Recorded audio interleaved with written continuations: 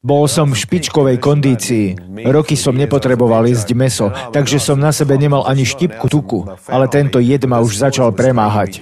Pomyslel som si, bez ohľadu na to, kto to bol, povedal, že zomriem. Tak som vstal a začal som bojovať s prichádzajúcou smrťou najlepšie, ako som mohol. Moja ľavá noha bola ešte schopná uniesť ma, tak som pravú použil ako barlu. Celú váhu som preniesol na ľavú stranu tela a začal som sa vliecť po ceste hľadajúc pomoc. Všade bola tma, bola to opustená časť ostrova, kde prichádzajú Francúzi len v lete. A teraz bol máj, takže tam nikto nebol. Ako som sa vliekol, v diaľke som uvidel malú čerpaciu stanicu. Krivkal som smerom k nej a napriek tomu, že bola zavretá, zbadal som tam 3 domorodcov s taxíkmi. Oprel som sa o kabínu a oni mi hovoria, si opitý, čo? Odpovedal som, nie, zomieram, lebo som bol zasiahnutý jedovatou medúzou a potrebujem sa dostať do nemocnice. Odpovedali, tu je francúzsky klub a my nepotrebujeme ďalších pasažierov. Je nám ľúto, biely muž, nemôžeme ti pomôcť. A odišli. Hovorím, pomôžte mi, zomieram. Išli ďalej. Kričím, dám vám peniaze. Zastali. Keď ide o peniaze, všetci počúvajú, najmä taxikári. Ako zastali, otočili sa, jeden načiahol ruku a spýtal sa, koľko peňazí mi dáš, biely muž? Zoberiem ťa do nemocnice. Pozrel na hodiny, či sa stihne obrátiť, ja mu zomieram pred očami a jeho trápi, či to stihne. Hovorím, na peniazoch nezáleží, 50-ku, 100-ku, koľko chceš, zomieram. Načiahol ruku hovoriac, ukáž mi peniaze a ja ťa vezmem do nemocnice. Pomyslel som si, je toto vôbec možné? Odpovedal som, nemám peniaze pri sebe. To bola chyba. Len čo som to vyslovil, všetci traja sa otočili rehotajúca. Och, ty nemáš peniaze, hlúpy biely muž. A odchádzali. Zrazu som začul ten hlas. Synu, si ochotný žobrať za svoj život? Ako som počul slovo žobrať, spomenul som si na žobrákov v Afrike. Bolo to strašné. Na Novom Zélande som nikdy nevidel nič podobné a na toto poníženie som sa nedokázal dívať. Keď som pozoroval tých mužov, ako odchádzajú, pomyslel som si žobrať. Títo domorodci určite nevideli belocha žobrať. Nemám čo stratiť, aj tak som už takmer mŕtvy. Sklzol som pred nimi dole, padol som na kolená, pravá noha chromá, ľavá slabá, zdvihol som svoju ochromenú pravú ruku a žobral som o život. Ako som to urobil, 2 z nich išli fajčiať ďalej, zabávajúc sa na mojom vtipe, ale tretí zastavil a hľadel na mňa. Povedal som, myslím to vážne, ak mi nepomôžete, zomriem vám pred očami. Ja mám peniaze, prosím, pomôžte mi. Vrátil sa pre mňa, mlčky mi pomohol vstať a dal ma do jeho taxíku. Pomyslel som si, hurá. Ako ma viezol do nemocnice, otočil sa ku mne a povedal, biely muž, v ktorej hotelovej izbe bývaš? Chcem dostať peniaze od teba. Napadlo ma, hotel, peniaze, čo zas vymýšľa? Odvetil som, nebývam v hoteli, ale u rybárov v bungalove na pobreží. Klameš mi, si turista a bývaš v hoteli. Odpovedal som, nie som turista, som cestovateľ a bývam u rybárov v zátoke Tamarin v bungalove. Povedal, bývaš v hoteli Tamarin. To bol malý hotel v dedine. Odvetil som, nie, bývam u rybárov, prosím, mám peniaze. On na to, klameš mi, ja ťa veziem do hotela, starám sa o teba. Prečo klameš, prečo mi to robíš? Poznal len jedno, žiadne peniaze, žiadna hotelová izba, treba ísť od toho preč. Preto odbočil z hlavnej cesty dolu k dedine, kde som žil a zastavil nedaleko malého čínskeho hotela. Zastavil a povedal, ihneď vypadni. Povedal som, dobre, idem, ale ja mám peniaze, prosím. A skúsil som vystúpiť. Ako som to skúšal, na moje zdesenie som zistil, že už aj ľavá noha je paralizovaná. Jed zasiahol celú dolnú časť tela.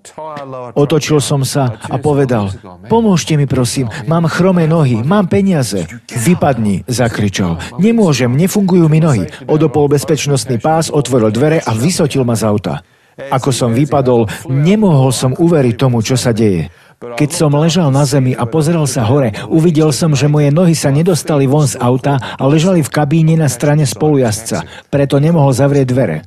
Pozoroval som ho, ako sa nahol zo sedadla, vyhodil mi nohy von, pozrel mi zhnusene do tváre, zavrel dvere a odišiel. Pomyslel som, nemôžem tomu uveriť. Ako človek môže urobiť niečo také kvôli troche peňazí? Ešte 5-10 minút a som v nemocnici. Ako odišiel, ležal som tam a premýšľal. Nechcem žiť na tejto odpornej planéte. Ak sa takto dokážu k sebe správať ľudia za pár drobných, tak sa nebojím zomrieť. Ak prišiel môj čas odísť a moje dni sú spočítané, tak zomriem tu. hnusí sa mi tento svet. Tak som tam ležal a rozmýšľal, je koniec. Ako som tam ležal, jeden človek z hotelovej ochranky videl, že odišiel taxík a vyšiel sa s baterkou pozrieť, či tam neprišiel nejaký turista z letiska. Miesto turistu uvidel muža ležiaceho na zemi. Ako sa priblížil, začul som hlas jedného z rybárov. Napadlo ma, to je Daniel. Počul som ho povedať, čo sa ti stalo, brat môj? Nikdy som ťa takéhoto nevidel. Čo si dnes dal, keď ležíš na zemi? Myslel si, že som opitý na mol. S týmto chlapíkom som popíjal v dedine a nenapadlo ma, že pracuje v bezpečnostnej službe hotela, aby si privyrobil. Tak som si vyhrnul rukáv a ukázal mu moju zjazvenú ruku. Keď ju uvidel, okamžite mu bolo jasné, čo sa stalo, lebo sám bol potápač. Medúzy? Spýtal sa. Áno, Daniel, medúzy.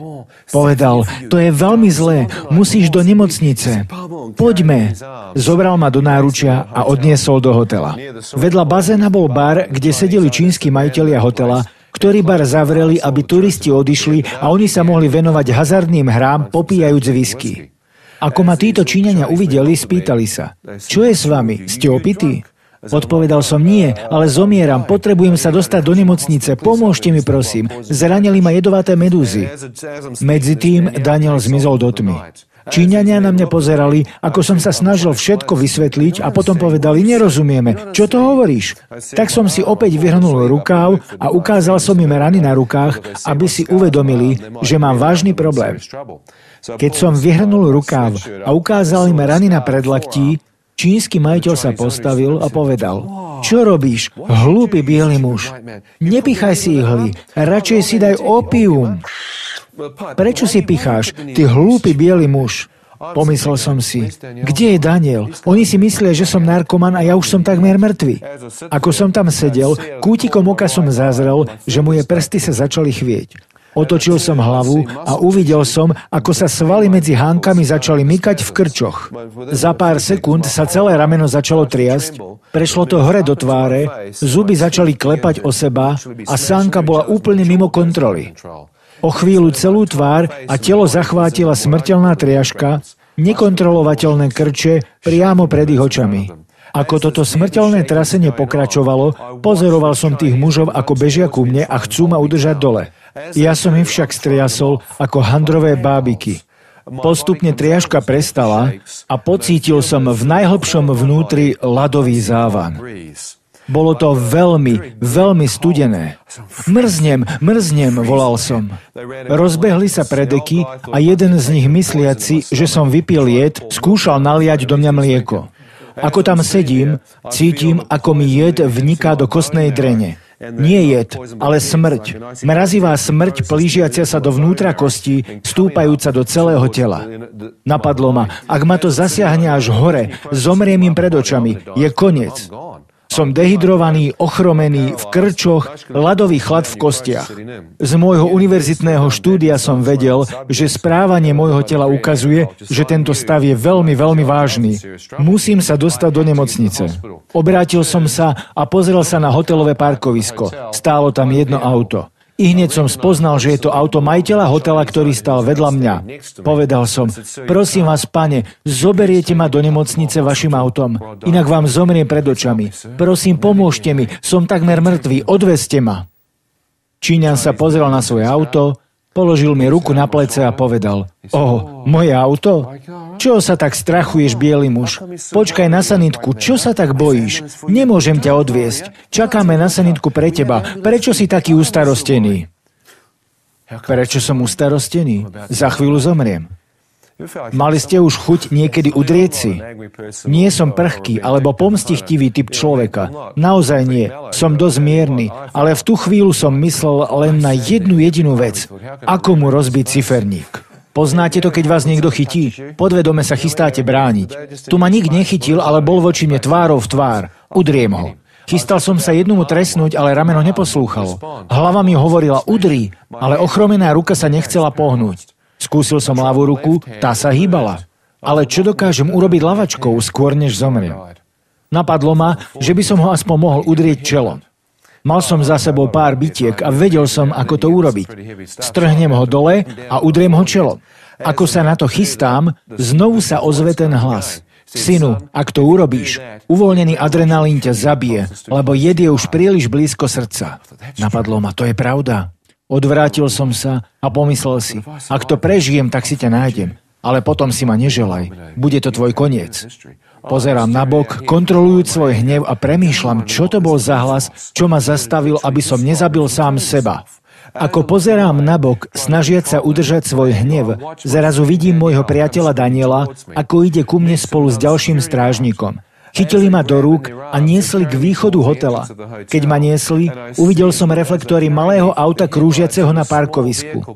Keď prešlo okolo, zbadal som, že na boku auta bolo napísané sanitka.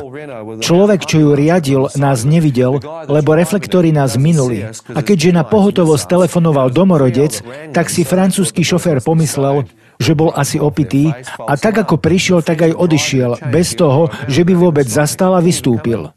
Ako auto odchádzalo za roh, visel som medzi dvomi priateľmi a díval sa, čo sa deje. Niečo musím urobiť, pomyslel som si. Chcel som hvízdať, ale nedalo sa. Daniel ma pustil a začal naháňať sanitku. Hlasno pritom hvízdal, aby upozornil šoféra na to, čo sa deje. Našťastie ho zastavil predtým, ako odbočil na hlavnú cestu. Šofér sa vrátil, druhý strážnik ma uložil do sanitky a odišli sme. Vstúpali sme k nemocnici, bola na kopci. Ale žiaľ, moje nohy položili na predné sedadlo a hlavu na zadné.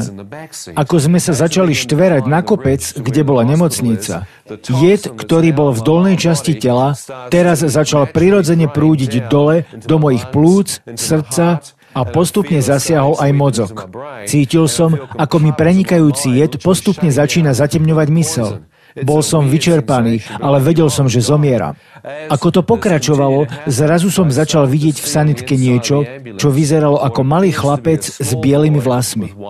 Videl som úseky života nejakého bielovlasého dieťaťa. Zrazu som si uvedomil, že ten chlapec som ja. Toto sú úseky z môjho života. Som už tak blízko konca. Aj keď moje premýšľanie bolo otupené, môj stav bol zrejmý. Myseľ mi hovorila, že som veľmi blízko smrti. Ako som tam ležal, premýšľal som, ak je smrť tak blízko, možno to neprežijem.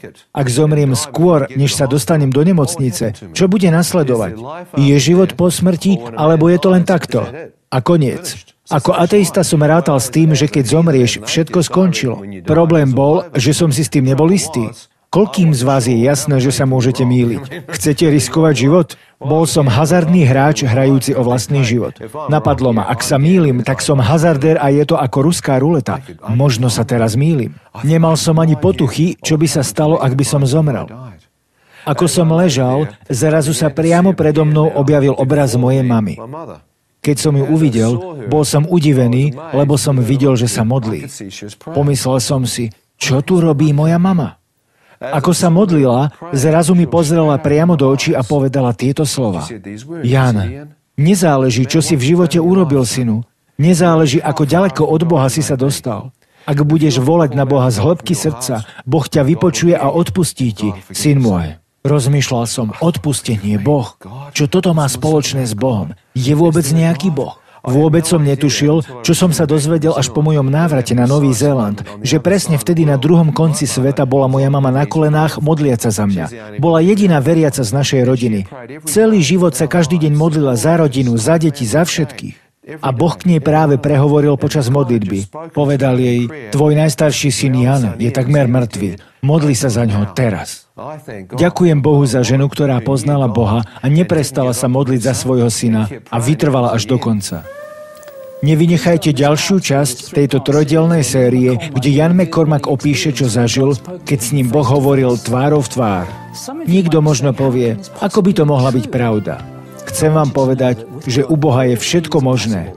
Verte, viem, o čom hovorím. Zatiaľ, dovidenia. You've been watching Revelation, the program with a biblical perspective.